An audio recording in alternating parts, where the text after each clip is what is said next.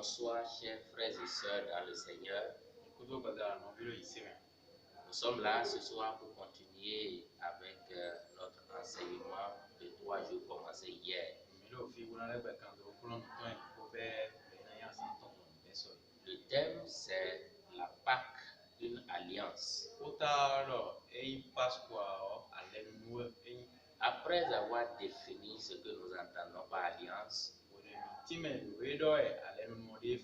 nous avons vu sa réalité matérielle et sa réalité non matérielle.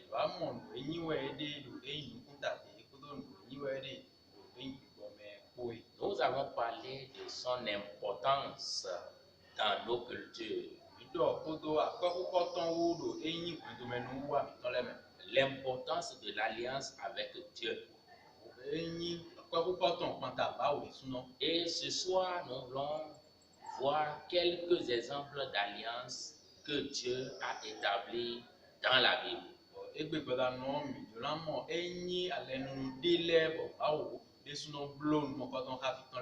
Nous prions. Nous voulons, Seigneur, t'appeler à être présent ici. Et nous demandons ta grâce pour conduire toutes choses. Merci parce que tu es là. Nous t'avons prié au nom de Jésus-Christ. Amen. Amen. Quelques exemples d'alliances que Dieu a établies dans la Bible.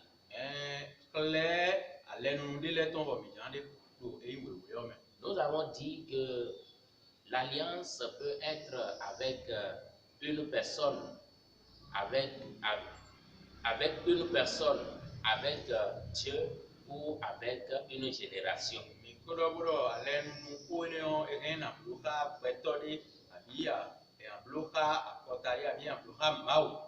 Et ce soir, nous voulons voir un premier exemple.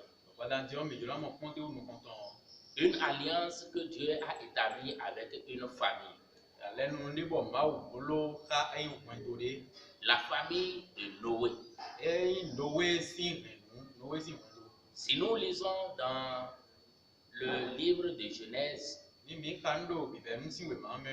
le chapitre 6, il est écrit à partir du 7e verset.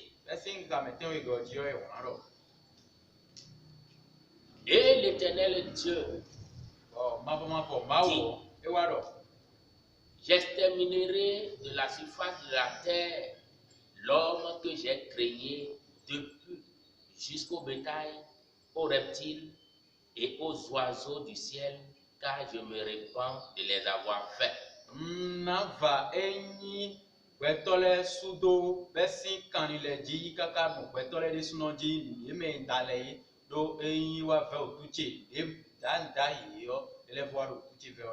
Mais Noé trouva grâce aux yeux de l'Éternel. Le verset 13 nous dira: alors Dieu dit à Noé: la fin de toute chair est arrêtée par devers moi.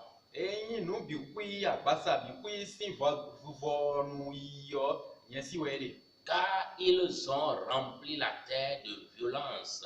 Voici, je vais les détruire avec la terre.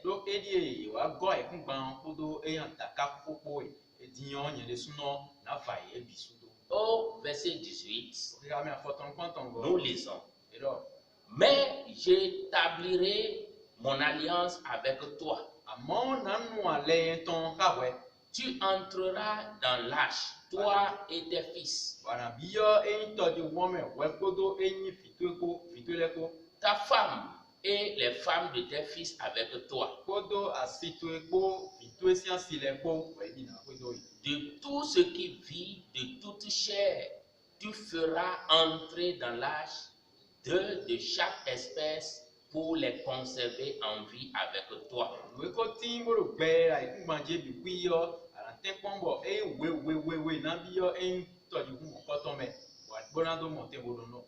Il y aura un mâle et une femelle. Voilà une alliance que Dieu a établie avec une famille, la famille de Noé.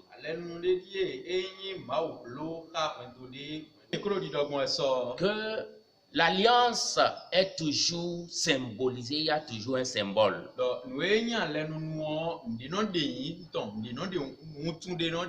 Cette alliance que Dieu a établie avec Noé avait poussé l'arc en ciel.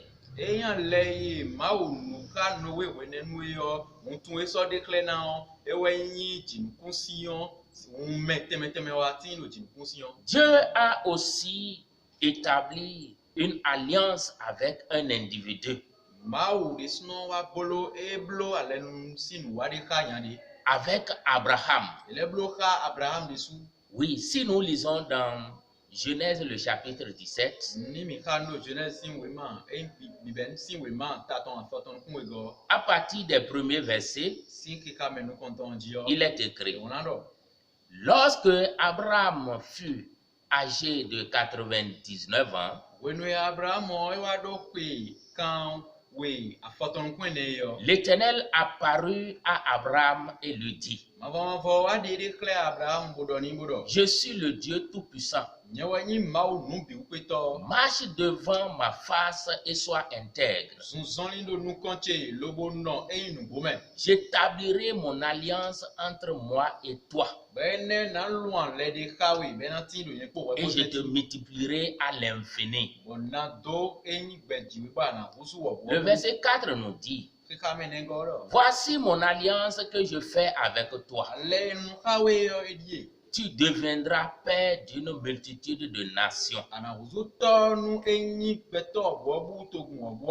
Le verset 6. Je te rendrai fécond à l'infini. Je ferai de toi des nations et des rois sortiront de toi. Alléluia. Oui, si nous devons continuer, le verset 7 nous dit: j'établirai mon alliance entre moi et toi et tes descendants après toi, selon leur génération. Ce sera une alliance perpétuelle, en vertu de laquelle je serai ton Dieu et celui de ta postérité après toi.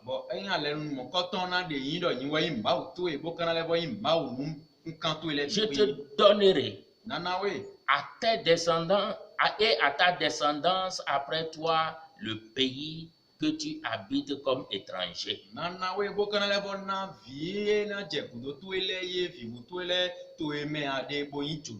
Je te donnerai tout le pays de Canaan en possession perpétuelle et je serai leur Dieu. Dieu dit à Abraham: toi, tu garderas mon alliance, toi et tes descendants après toi.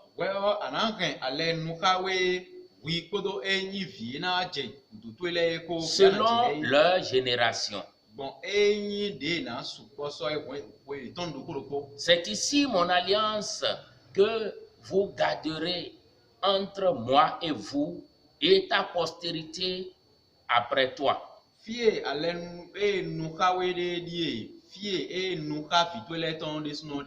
Tout mâle parmi vous sera circoncis.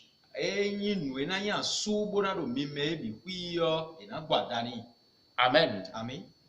Alléluia. Voilà une alliance, l'alliance de Dieu, l'alliance que Dieu a établie avec un individu.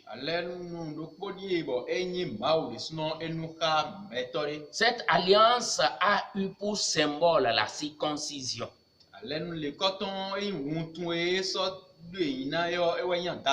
Et c'est pourquoi Abraham a dû l'accomplir même à 99 ans.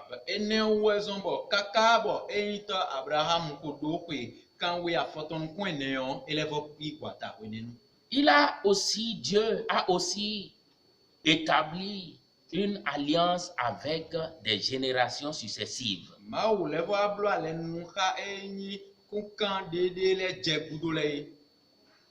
le cas de David.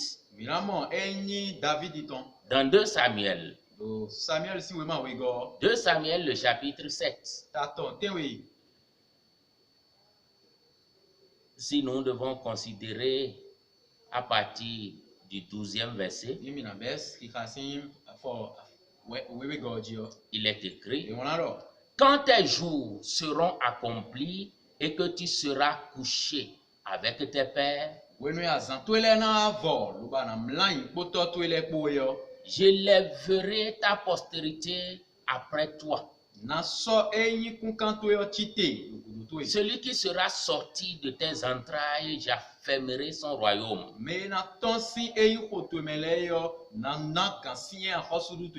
Ce sera lui qui bâtira une maison à mon nom. Et j'affermirai pour toujours le trône de son royaume. Je serai pour lui un père, il sera pour moi un fils. S'il fait le mal, je le châtierai avec les verges des hommes et avec les coups des enfants des hommes. Mais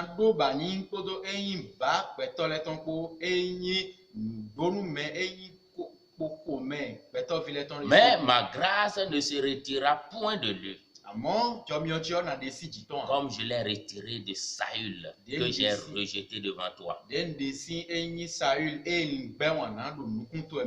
Ta maison et ton règne seront pour toujours assurés. Ton trône sera pour toujours affermé.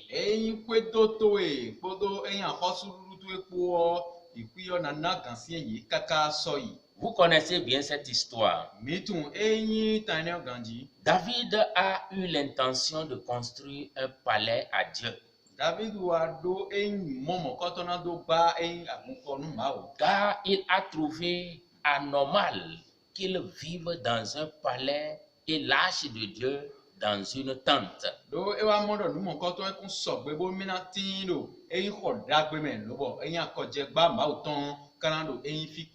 Dieu loua son intention, mais lui dit que c'est sa descendance en la personne de son fils Salomon qui construira le temple.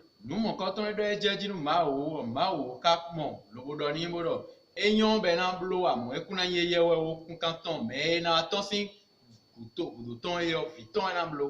il fit ainsi une alliance avec David. Il entreprit de lui construire une famille spirituelle avec promesse que son trône sera toujours affermé.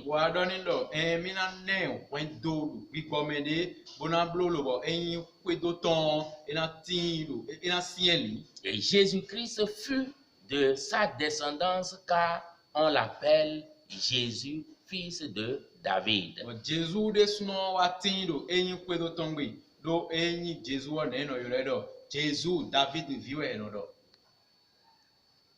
Dieu a fait aussi alliance avec une nation.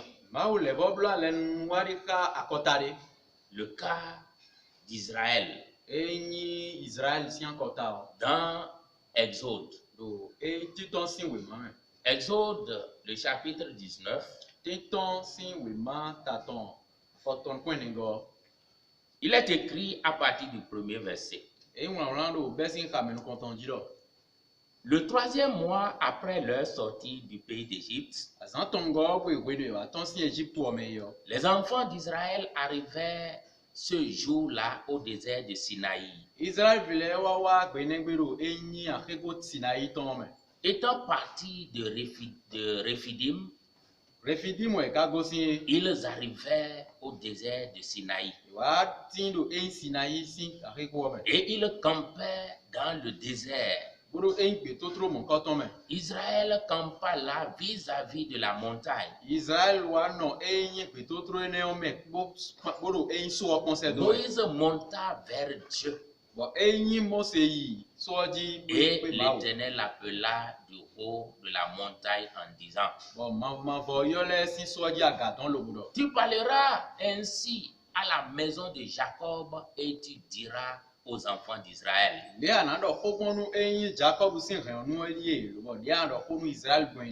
Vous avez vu ce que j'ai fait à l'Égypte et comment je vous ai porté sur des ailes d'aigle et amené vers moi.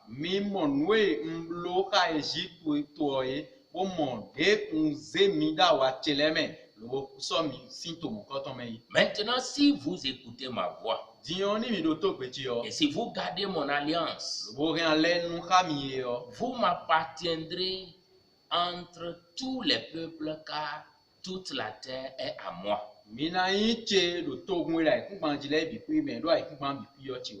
Vous serez pour moi un royaume de sacrificateurs et une nation sainte.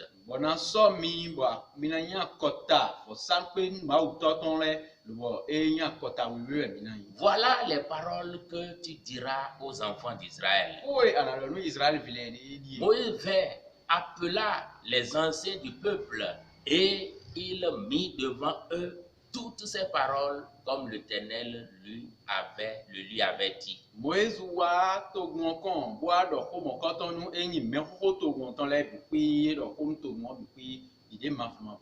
Le peuple tout entier répondit: nous ferons tout ce que l'Éternel a dit. Moïse rapporta les paroles du peuple à l'Éternel. Une alliance avec un peuple,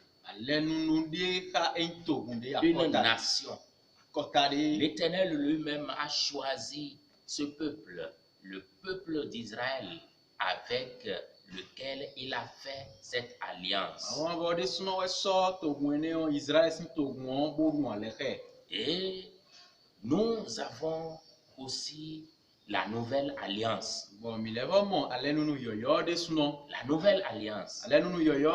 Parce que le Dieu que nous adorons et en qui nous croyons est un Dieu d'alliance.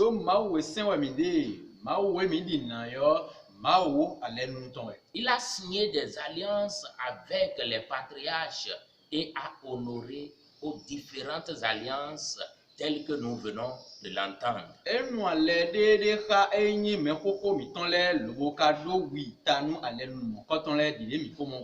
Pourtant, il est dit dans Hébreu que toutes ces alliances de l'Ancien Testament sont juste une représentation d'une alliance plus excellente à venir.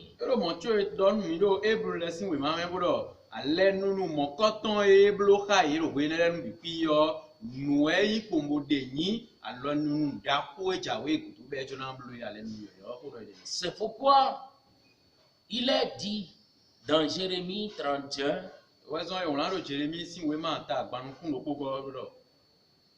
le verset 31, voici les jours viennent, dit l'Éternel, où je ferai avec la maison d'Israël et la maison de Juda une alliance nouvelle.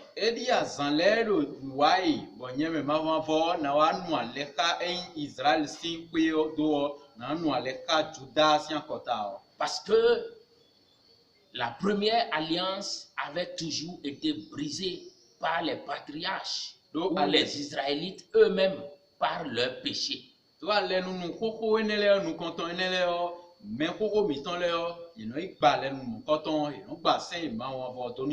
Et Dieu a entrepris de bâtir une nouvelle alliance avec les hommes. C'est pourquoi dans le livre de Hébreu, à partir du verset 7, nous lisons: si la première alliance avait été sans défaut, il n'y aurait pas été question de la remplacer par la seconde, une nouvelle. Cette deuxième alliance est inconditionnelle. Contrairement à l'autre qui était conditionnel. Elle est aussi perpétuelle. Apporte la grâce. Apporte le salut. Apporte le pardon. Apporte la miséricorde de Dieu. Cette alliance a des projets meilleurs.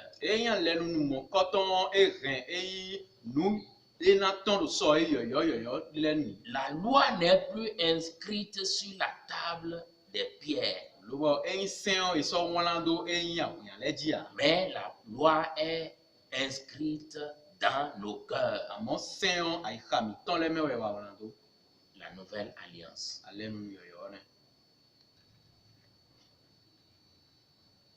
Quel est alors le médiateur de la nouvelle alliance? C'est Jésus-Christ. De même que dans l'ancienne alliance, le médiateur entre Dieu et ceux qui contractaient l'alliance avec lui fut souvent un animal.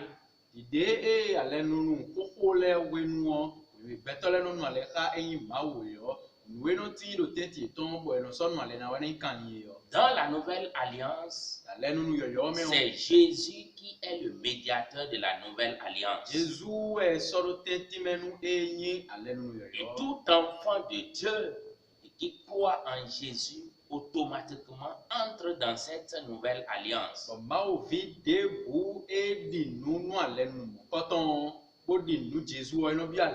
C'est pourquoi on l'appelle Jésus le Christ de la nouvelle alliance, et cela s'est réalisé à la Pâque.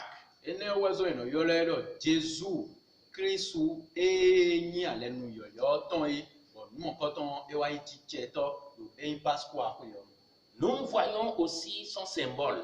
Le symbole de la nouvelle alliance est le sang de Jésus.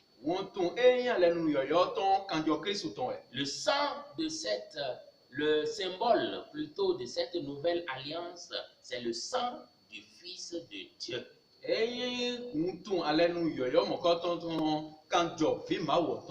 C'est son sang.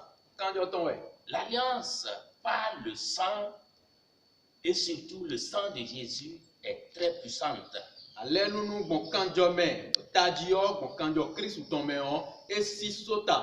Elle est puissante parce que la Bible nous dira que l'âme de la chair est dans le sang. Et sans l'effusion du sang, nous dira Hébreu, il n'y aura point de pardon.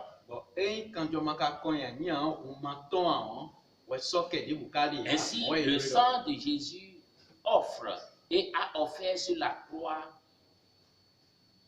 a offert aussi sur la croix l'alliance passée entre Dieu et l'homme afin que ce dernier reçoive un héritage éternel.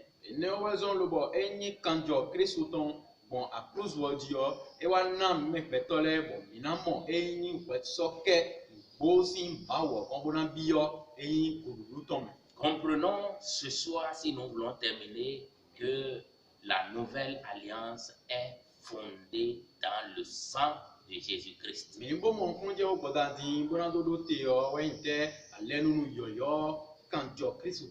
C'est pourquoi nous devons prendre conscience de cette alliance qui nous renouvelle complètement et nous met en relation profonde avec Dieu.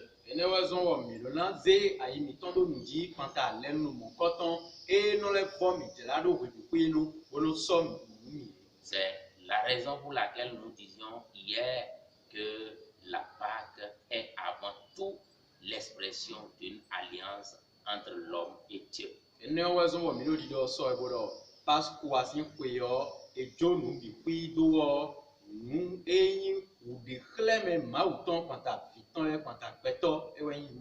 Que Dieu vous bénisse. Nous allons nous arrêter ici. ici ce soir. Minando terofi badandi. Et par la grâce de Dieu, continuer demain. Pour faire mal ton poids, Pour voir les conditions pour établir l'alliance avec Dieu. Pour un monde, nous carona sorte, ni eja le mukama ou. Que Dieu vous bénisse. Nous prions. Merci parce que tu es là. Merci parce que tu nous as conduits. Merci parce que tu as gravé déjà sur la table de notre cœur cet enseignement. Merci parce que tu nous conduis déjà dans la nouvelle alliance. Que tu sois béni, Seigneur. Nous t'avons prié au nom puissant de Jésus-Christ. Amen. Amen. Engage demain pour la suite. Amen. Amen.